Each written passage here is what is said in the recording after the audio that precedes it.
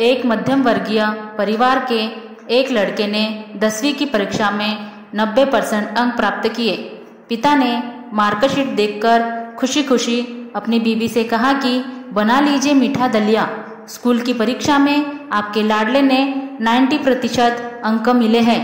माँ किचन में दौड़ते हुए आई और खुशी खुशी बोली, मुझे भी दिखाइए, मुझे भी मेरे लाल का रिजल्ट देखना है। उस बीच लड़का फटाक से बोला, बाबा बाबा, उसे रिजल्ट कहाँ दिखा रहे हैं? क्या वह पढ़ लिख सकती है? वो तो अनपढ़ है। अश्रुपूर्ण भरी आंखों को पल्लू से पोंछती हुई माँ दलिया बनाने चली गई।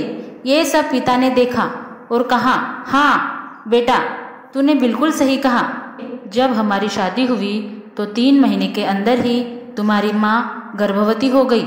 मैंने सोचा शादी के बाद कहीं घूमने नहीं गए, एक दूसरे को ठीक से समझे भी नहीं, चलो इस बार अबॉर्शन करवाकर आगे चांस लेते हैं। लेकिन तुम्हारी माँ ने जोर देकर कहा, नहीं, घूमना फिरना और आपस में समझना यह सब कुछ बाद में। फिर तेरा जन्म हुआ। वो अनपढ़ थी ना, जब तू गर्भ में था तो उसे दूध बिल्कुल पसंद नहीं था।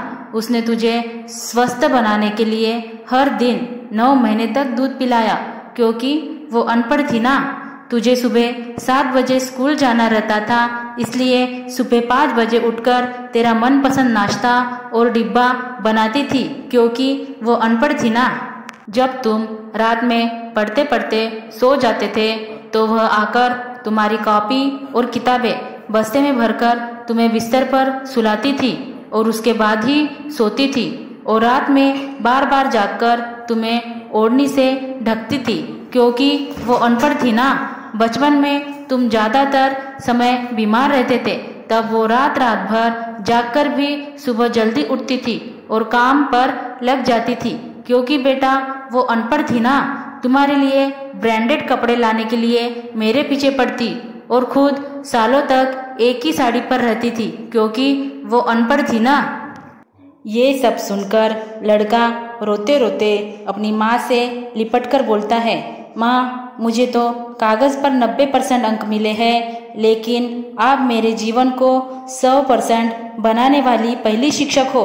माँ, मैं आज भी अशिक्षित हूँ और आपके पास PhD के ऊपर भी उच्च डिग्री है, क्योंकि आज मैं अपनी माँ के अंदर छुपे हुए डॉक्टर, शिक्षक, वकील, ड्रेस डिजाइनर, बेस्ट कुक, इन सभी के दर्शन कर लिए। माँ, मुझे क्षमा कर दीजिए।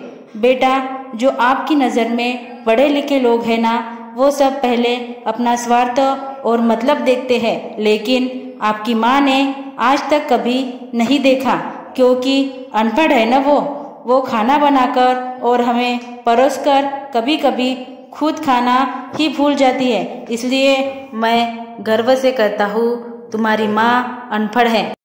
धन्यवाद दोस्तों। Thanks for watching. Like, share, subscribe.